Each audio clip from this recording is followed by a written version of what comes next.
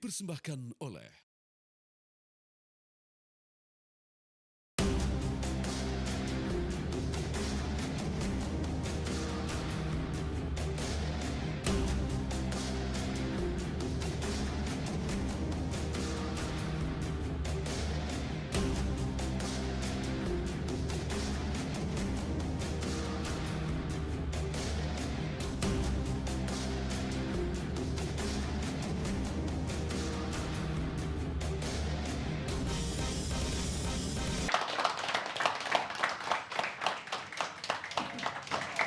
Pemirsa, kita bertemu kembali di Indonesia Lawyers Club.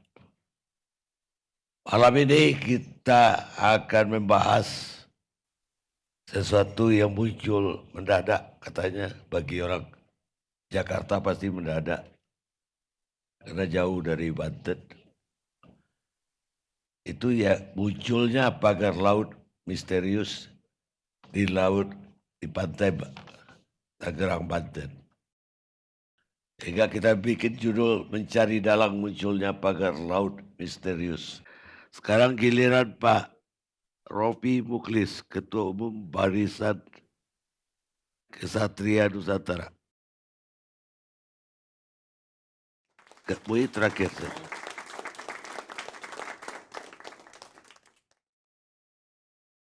Ya.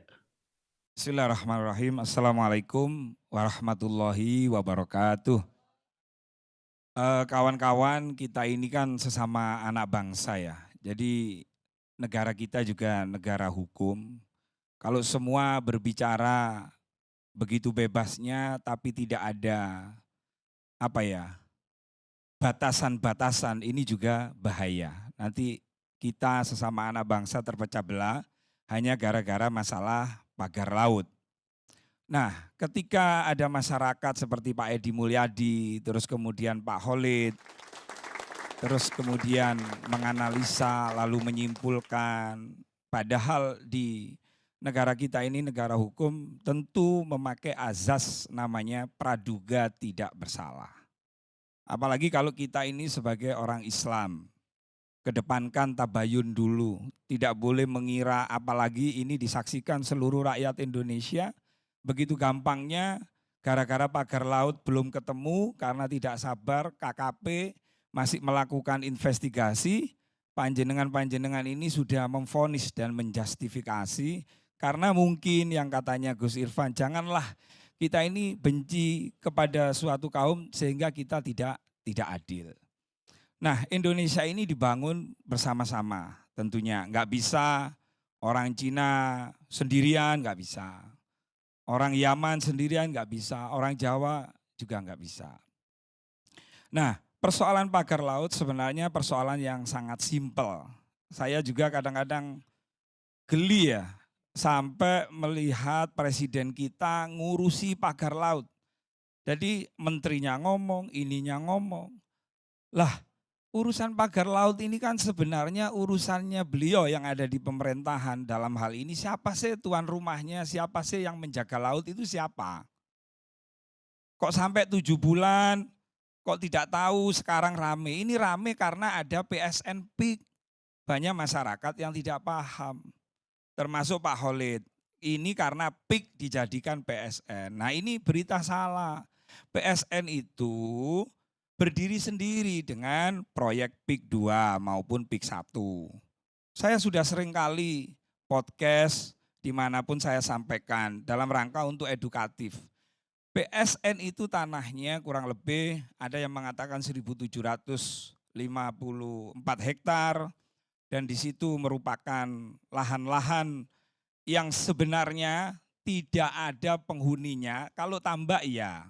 Tapi petani tambak itu yang seharusnya walaupun dia tidak memiliki tanah itu karena itu miliknya kehutanan, itu pun pihak PIK, pihak korporasi ini juga mengganti kerohiman. Itu clear, saya punya foto-fotonya, saya punya MOU-nya. Jadi PIK itu sangat memanusiakan manusia walaupun seharusnya masyarakat itu harusnya karena kamu ini enggak menjadi pemilik tanah harusnya pergi begitu saja. Kemudian kalau proyek PIK memang di situ adalah tempat-tempat komersil yang mana tanahnya itu beli dari warga masyarakat. Dan kebanyakan itu tanah kosong. Mohon maaf Bung Edi Mulyadi, ini kesempatan saya untuk ketemu jenengan. Jadi di sana itu tidak ada masjid yang digusur apalagi sampai ratusan gitu loh. Jadi kalau jenengan pingin tahu, kalau katanya Pak Menteri ya, ini juga perlu saya kritisi. Harusnya seorang menteri, apalagi menteri agama, tinggal ngecek aja kemenaknya, dipanggil, tolong itu didata, PIK 1, PIK 2, berapa musolanya, berapa masjidnya, terus yang gereja berapa, itu dulu baru berbicara. Berdasarkan data yang kami peroleh, bangunan musola dan masjid di PIK 1 maupun PIK 2 itu kurang lebih ada 18. Ada selain Menara Syariah. Menara Syariah itu yang resmikan Yai Ma'ruf Amin. Jadi jangan disinggung-singgung berkaitan agama. Memang kalau urusan Masjid Agung yang ada di Taman Bhinneka itu, Masjid Agung itu kan ini namanya PIK 2, baru selesai. Tentu ada rencana, ada niat baik dari sosok Pak Aguan yang selalu di framing negatif. Padahal Pak Aguan itu banyak sekali membangun masjid-masjid kita, tapi beliau itu karakternya tidak mau diekspos. Termasuk ngapunten saya dikasih tahu Yai Said Agil. Pak Aguan itu juga membangun Universitas Nahdlatul Ulama di Parung, Bogor. Artinya apa? Marilah kita ini dengan berbeda suku, bahasa, warna kulit, tapi kita harus bersatu dalam kemanusiaan. Kalau pagar laut, Pak Khalid atau nelayan ini ojo tukaran, ojo bertengkar. Ini yang salah KKP. Ini yang salah pemerintah. Kalau memang itu dilarang bikin pagar laut dan laut tidak boleh diganggu apapun, bagan-bagan ya juga harus dikosongin lautnya supaya kelihatan indah gitu loh. Jadi saya berharap para nelayan jangan konflik antar sesama nelayan, tapi ini kita minta kepada negara. Kalau memang itu memang dilarang, maka negara jangan bicara sendiri-sendiri gitu loh. Tunggu aja presiden ya juga nggak boleh mendahului KKP. Saya minta ini dicabut, itu juga nggak boleh. Kalau kita berbicara bahwa negara kita negara hukum, lakukan investigasi dulu. Lakukan tabayun dulu, tanya dulu, periksa dulu, itu baru hasilnya diberikan kepada presiden. Siapapun yang disebut itu harus menerima. Itu kalau kita berbicara negara kita negara hukum. Jangan sampai begini, ketika negara nanti mengumumkan melalui KKP berdasarkan investigasinya, lalu tidak sesuai dengan keinginan Pak Edi Mulyadi, keinginan Bang Khalid, atau tidak sesuai keinginannya Pak Tasrin, akhirnya masih mengkonter lagi. Nah ini akhirnya kan kita nggak selesai dalam rangka urusan itu terus.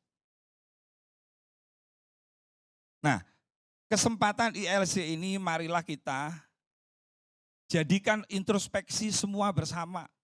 Bahwa kita ini adalah sama-sama anak bangsa. Bahwa kita ini sesama kepingin semuanya menjadi baik, semua menjadi indah. Dan begitu sebaliknya pemerintah, tolong dong masyarakat ini jangan dibuat apa ya, apakah ini rencana pengalian isu atau apa, saya enggak mau husnudon, tapi enggak boleh sekelas pemerintah, terus kemudian tidak ada kepastian hukum, sehingga kita yang akhirnya menang-menangan karena kepingin ditonton, masuk televisi, masuk podcast, sehingga kita melupakan tentang jati diri bangsa kita. Nah berkaitan MUI, ada Yai siapa, kalau kemarin kami mungkin di catatan demokrasi sempat untuk berkata lebih intonasi tinggi, memang ngapunten Yai. Jadi nanti yang saya tanyakan kepada Yai Ihsan selaku MUI, karena MUI sudah menyampaikan bahwa meminta, MUI sebagai ormas meminta di poin 11 kepada Pak Prabowo untuk membatalkan PSN PIK. Nah, saya teringat apa yang disampaikan Yai Said Agil Sirot, yaitu tentang Ihyaul Mawad.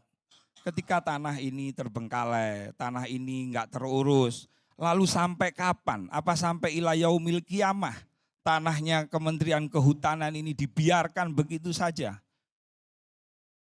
Nah lalu MUI ketika memutuskan itu, dahulu yang didahulukan itu yang mana? Tabayun dulu, kajian dulu, atau memutuskan dulu. Ini penting ini. Saya mewakili kiai-kiai Banten yang mana sebagai sohibul wilayah, baik Kiai NU, karena dengan putusan MUI itu, mohon maaf ya Ihsan untuk disampaikan kepada yang terhormat Yai Anwar Iskandar, Pak Amir Satambunan, karena jenengan ini membawa institusi ulama, tolong ajari kami, didik kami, gimana sih cara mengambil keputusan ketika itu menyangkut kemaslahatan umat. Ini kan perpres ini kan. Masa perpres itu bisa diputuskan oleh sekelas ormas, ini juga bahaya.